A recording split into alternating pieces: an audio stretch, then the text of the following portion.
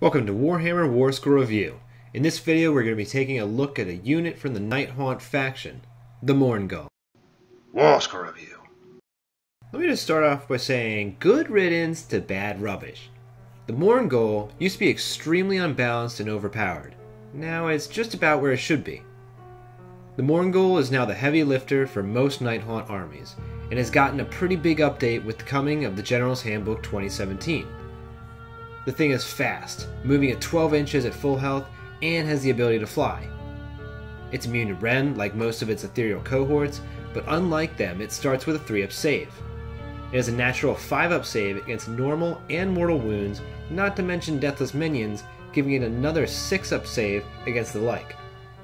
With 10 wounds, this is one of the most survivable unridden monsters. Its only weapon, Nightmare's Claws and Fangs, are just that. Starts at 8 attacks, 3s to hit, 3s to wound, with rend 1 and damage 2, dealing an extra damage on attacks that score a 6 to hit. When it slays an enemy model, the Mourngul heals D3 wounds at the end of the combat phase. Like all other undead, it can be summoned, but it's on a 10, so good luck. I've saved the best special ability for last, Ghastly Apparitions. This is where the Mourngul was affected most by its new Warscroll. The ability subtracts 1 to hit rolls of all enemy models within 6 inches.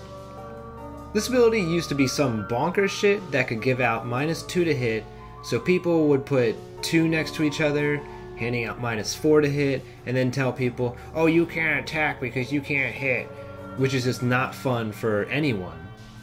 This ability makes an already powerful and durable monster able to play the role of support. So when thinking about combos and synergies that exist with the Mourngul, keep that in mind. The Mourngul can be used in a Death Grand Alliance or Nighthaunt faction, but they can also be included as an ally to Soulblight and Deathlords. With any faction it's in, I shouldn't have to mention how beneficial Mystic Shield is to this monster. Within a Nighthaunt force, there are plenty of uses for it. Their battle trait allows them to be placed to the side when the game starts, and then deploy in a later movement phase on a 3-up. Now, a 3-up sounds almost surefire, but ask any 40k player and they will tell you there will be some games where your unit doesn't deploy in time.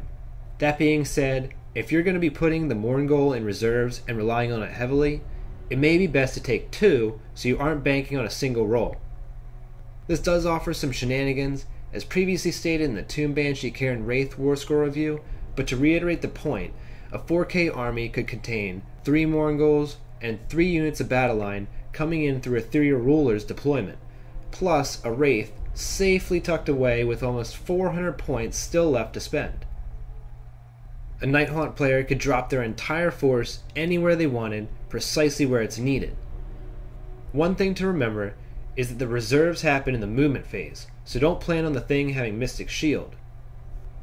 In terms of artifacts that Nighthaunt players can take that benefit the Mourngul, there are a few. Light Shard of the Harvest Moon is a one-use item that lets all Nighthaunt units within 6 inches of the bearer reroll hits in the combat phase. Pendant of the Fell Wind would be awesome within 6 inches of a Mourngul. The pendant would grant it +3 movement for a total of 15 at full strength, giving the ghost a 22-inch threat range. If the Nighthaunt force doesn't contain a wizard ally, Midnight Tome is probably the best choice. Mystic Shield is extremely important to this model. Within a Death Grand Alliance, a few artifacts grant some synergies. Sword of Unholy Might allows the bearer to automatically summon the Mourngul, so you don't have to worry about that 10-up to cast value.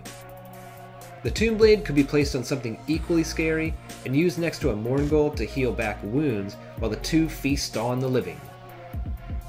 But the Cursed Book offers the most synergies to the Mourngul, giving off an additional -1 to models within 3 inches of the bearer.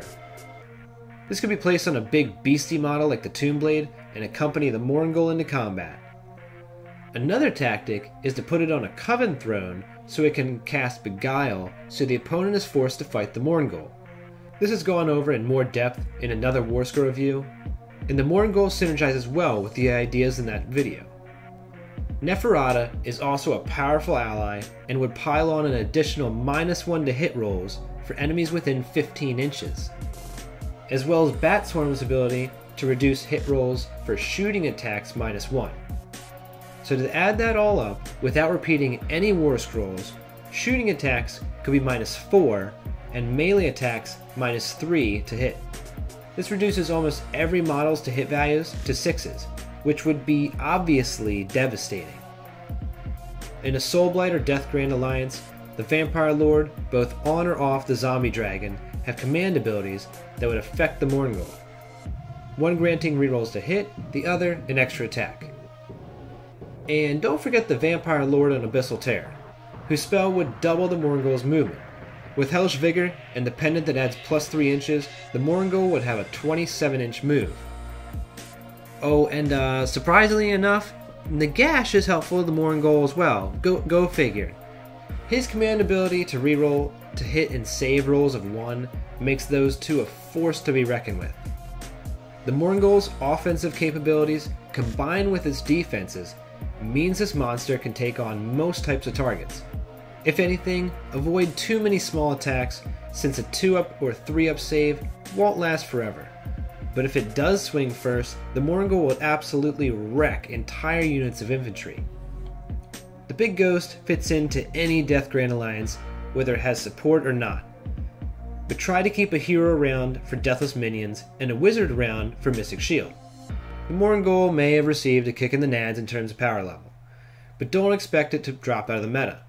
The Mourngul is still powerful, resilient, and one of the best pieces Death has access to. Killing the Mourngul can prove a challenge. It can heal, it will likely be augmented by several abilities, and it's extremely fast. Don't let this thing surprise you. Target the models giving it Mystic Shield, and then hit the Mourngul with your highest damage dealing attacks. Obviously, not worrying about Ren values.